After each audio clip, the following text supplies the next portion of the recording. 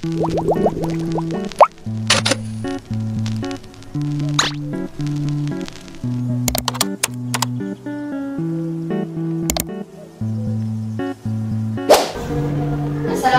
warahmatullahi wabarakatuh dan selamat pagi.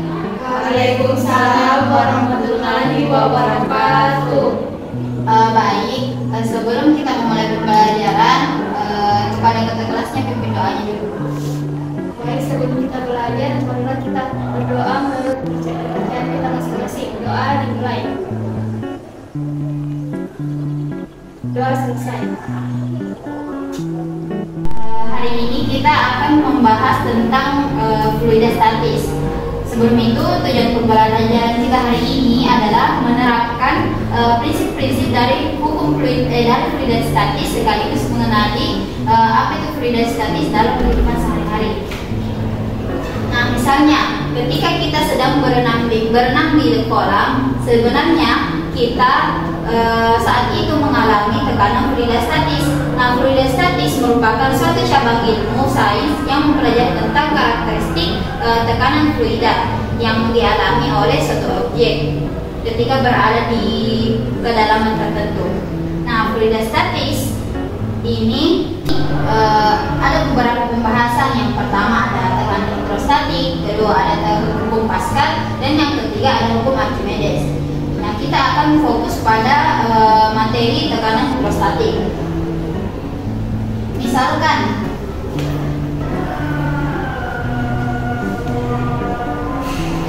Misalkan dalam sebuah wadah berisi suatu fluida, misalnya kita ambil saja air ya.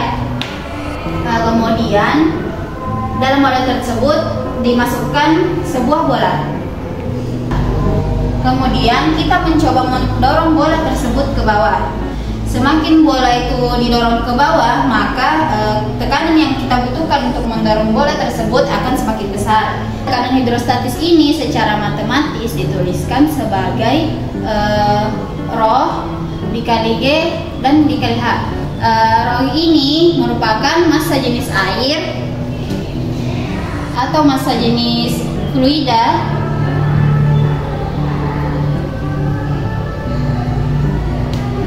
G merupakan percepatan gravitasi dan H merupakan ketinggian suatu air atau fluida yang dihitung dari permukaannya. Nah, dari penjelasan itu tadi, apa ada yang ingin ditanyakan? Tidak ada.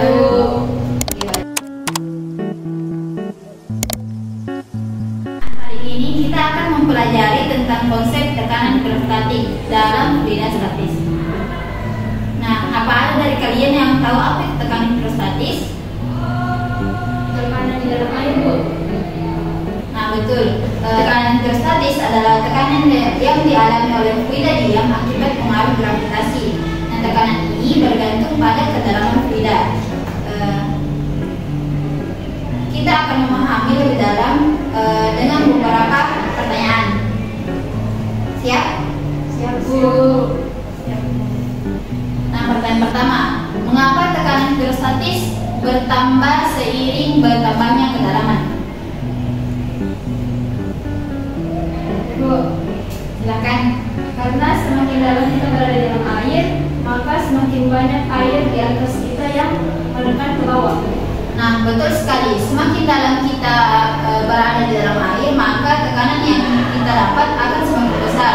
Nah, untuk rumus dari tekanan hidrostatis yaitu P sama dengan Rho GH. Apa ada yang bisa menjelaskan simbol dari tiap rumus ini? Saya, Bu. Ya, silakan sih, Pak. Jadi rumusnya yaitu Rho GH, di mana Rho itu massa jenis fluida dan G itu percepatan gravitasi dan H itu ketinggian fluida. Kemudian, ketika kita menyelam, sebagai seorang penyelam, kenapa kita harus berhati-hati ketika menyelam ke kedalaman yang sangat dalam? Silakan. Jadi kita harus berhati-hati karena semakin dalam kita berenang, tekanannya itu semakin tinggi, Bu, sehingga berbahaya untuk tubuh kita. Seperti misalnya ada biasa saya lihat di TikTok, Bu, itu pada saat nelayannya memancing dengan memancing, dia mendapatkan ikan dari kedalaman yang sangat tinggi, sehingga pada saat dia tarik ke atas, ikannya itu strukturnya matanya keluar karena tekanannya tinggi naik ke atas. Apa yang dijelaskan oleh Syifa tadi? Artinya tekanan yang tinggi bisa menyebabkan masalah yang serius bagi penyelam ketika mereka tidak berhati-hati. Kemudian, kalian sering kan melihat ada tangki-tangki air di rumah? Nah, kenapa tangki air di rumah sering ditempatkan pada posisi yang tinggi? Kenapa? Saya bisa jawab.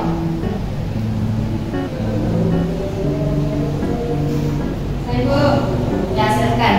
supaya air itu bisa mengalir ke bawah dengan tekanan yang cukup untuk sampai ke keran di rumah. Nah, tepat. Dengan menempatkan tangki air di tempat yang tinggi, kita dapat memanfaatkan tekanan hidrostatik agar air dapat mengalir dengan baik. Baik, terima kasih atas partisipasi kalian. Ibu rasa kalian sudah mengerti dengan baik apa itu tekanan hidrostatik. Jangan lupa untuk mengulangi materi yang sudah kalian pelajari di rumah. Assalamualaikum warahmatullahi wabarakatuh. Waalaikumsalam warahmatullahi